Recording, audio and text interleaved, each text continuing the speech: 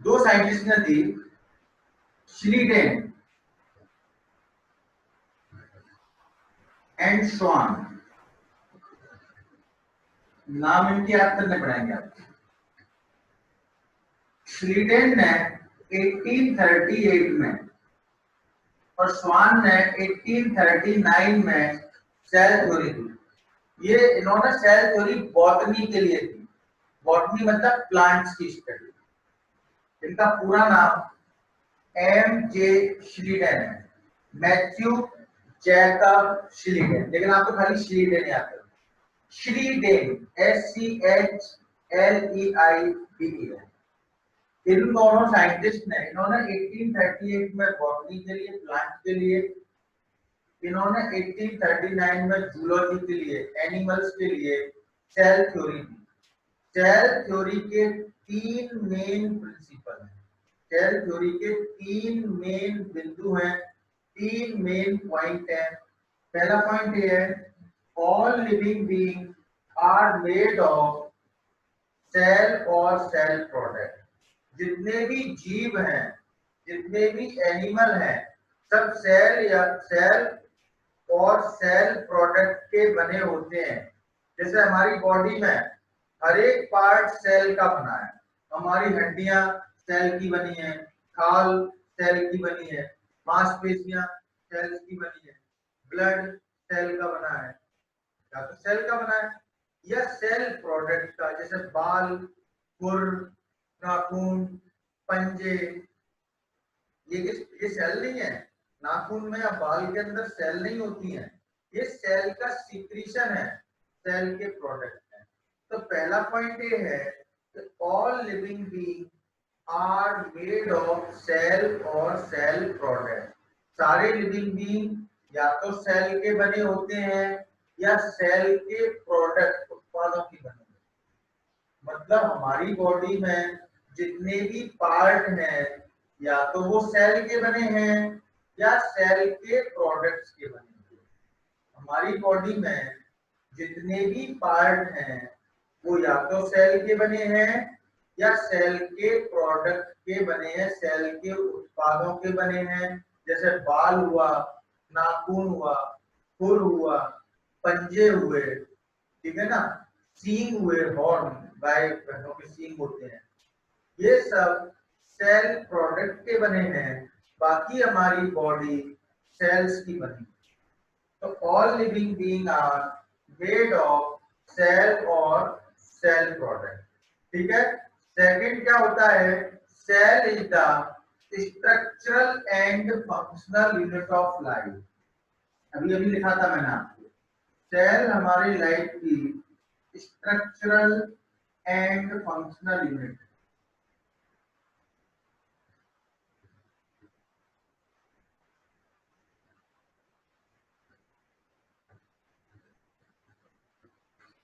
Cell body की, हमारे life की, जीवन की, लिविंग बीइंग की स्ट्रक्चरल, मतलब सारे लिविंग बीइंग किससे बने हैं, सेल से।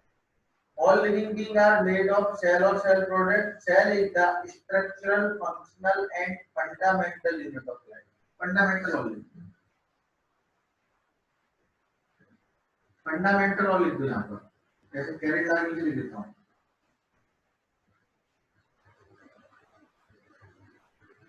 तो सेल हमारी बॉडी की स्ट्रक्चरल, फंक्शनल और बेसिक, फंडामेंटल मतलब बेसिक यूनिट है। सारे जीव सेल के बने हैं। सेल कैसी है, सारे फंक्शन सेल से होते हैं। सभी लिविंग बीइंग किससे बने हैं, सेल और सेल प्रोडक्ट। तीसरा इंपॉर्टेंट फंक्शन है इसका, all cell arises from pre existing cell. सारी सेल पुरानी सेल के डिवीजन से बनती है। ऑल सेल, सारी सेल कहां से बनती है, सेल पुरानी सेल के विभाजन, डिवीजन से बनती है। आप देखो, प्लांट लगाएंगे तो प्लांट का टुकड़ा लगाना पड़ता है, बीज बोना पड़ता है, तब वो प्लांट होता है। एनिमल की रिप्रोडक्शन करते हैं, उसके बाद जब एनिमल बन जाता है उसका फिर ग्रोथ होती है। तो हर एक सेल पुराने सेल के डिवीजन से बनती है। All cell arises from pre-existing cell। मैं आपको लिख के बता देता हूँ, जिसे सुनने में कोई दिक्कत आ रही हो तो आप लिख लें। All cells arise from pre-existing, पूर्ववर्ती कोशिकाओं से बनती हैं। All cell arises from pre-existing cell। ठीक है, फिर तीन इंपोर्टेंट पार्ट होते हैं, तीन इंपोर्टेंट पॉइंट हैं। Cell is the functional fundamental unit of life, cell is the structural unit of life, fundamental unit of life, पहला पॉइंट। दूसरा, all living being are made of cell और cell product, या तो जीव cell का बना है या सेल प्रोडक्ट का बना है। तीसरा, all cell arise from pre existing cell, सभी कोशिकाएं पुरानी सेल के डिवीजन से ही बनती हैं। सेल डी नोवो, हम कोई नई सेल नहीं बना सकते, हम कोई नई सेल उत्पन्न नहीं कर सकते। All cell arises from pre-existing cell, सारी सेल पुरानी सेल के डिवीजन से बनती है। बात यहाँ पर इतना समझने के बाद ये आती है कि सेल होती क्या है, हम कैसे डेफिनेशन में। तो किसी भी चीज की डेफिनेशन उसके गुण और दोष पर डिपेंड करती है, उसके लक्षणों पर डिपेंड करती है। तो हम डेफिनेशन ऐसी देंगे सेल की कि सेल क्या है, what is cell. Cell is the fundamental structural and functional unit of life, किसी भी जीव की fundamental structural and functional unit होती है। जैसे मकान ईंटों का बना होता है, ऐसे हमारी बॉडी सेल्स की बनी है। तो सेल क्या है, स्ट्रक्चरल। मकान की स्ट्रक्चरल यूनिट क्या है, ईंट, ईंट से तो बना है मकान। ऐसे हमारी बॉडी की स्ट्रक्चरल यूनिट सेल है। ठीक है, तो सेल स्ट्रक्चरल यूनिट होती है, सेल फंक्शनल यूनिट होती है, सेल बेसिक यूनिट होता है। सेल थ्योरी के मैंने आपको 3 पॉइंट बताए। सेल थ्योरी किसने दी, cell theory was given by Schleiden and Schwann. 1838 में श्रीडेन ने दी, 1839 में स्वान ने दी। ये 3 पॉइंट हैं। All living being are made of cell और सेल प्रोडक्ट, के पहला मैंने पॉइंट बताया था आपको। दूसरा, all living being are made of cell और सेल प्रोडक्ट, सभी जंतु, सभी जीव, सभी प्लांट एंड एनिमल सेल या सेल के प्रोडक्ट से बने होते हैं, पहला पॉइंट।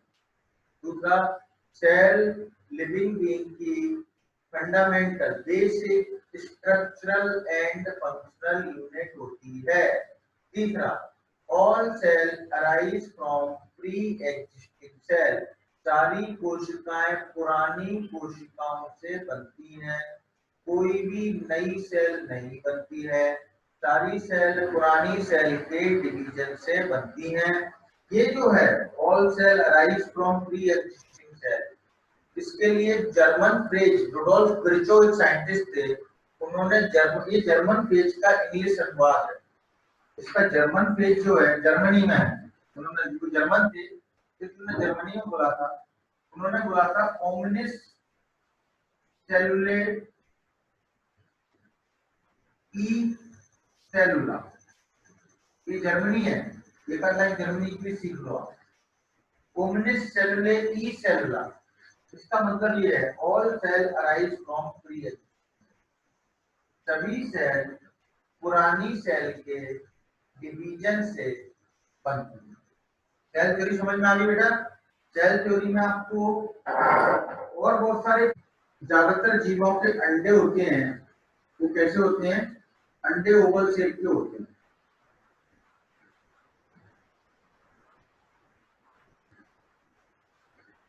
ज्यादातर जीवों के अंडे, मुर्गी का अंडा देखा होगा सामान्य तौर पर, एग कैसे शेप के होते हैं। अच्छा, मुर्गी का अंडा सिंगल सेल है, एक सेल। आप सोचे ना आपने सेल नहीं देखी, तो मुर्गी का अंडा देख लेना।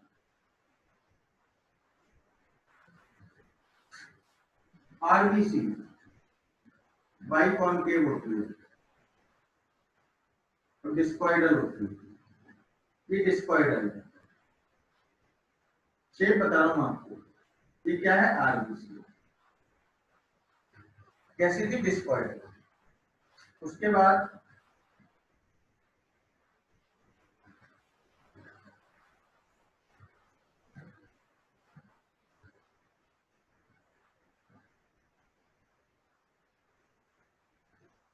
ये स्पिंडल शेप है, तोरई की शेप होती है ना, बीच में मोटी किनारों पर स्पिंडल बोलते हैं।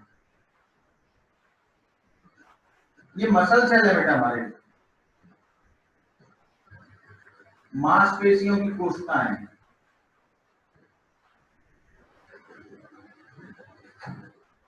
इरेगुलर, ये तो सब पहचानते होंगे, शेप है अमीबा की, कैसी शेप है इरेगुलर, इसकी कोई निश्चित शेप नहीं है। एग्जाम्पल सेट में आपको लिखा रहा हूँ, 5-7 ही लिखाऊंगा, ज्यादा नहीं लिखाऊंगा, है ना। इरेगुलर होती है, फिर इलांगेटेड होती है, जैसे नर्व सेल का आपने डायग्राम देखा होगा कहीं ना कहीं, तो 9th 10th में आपको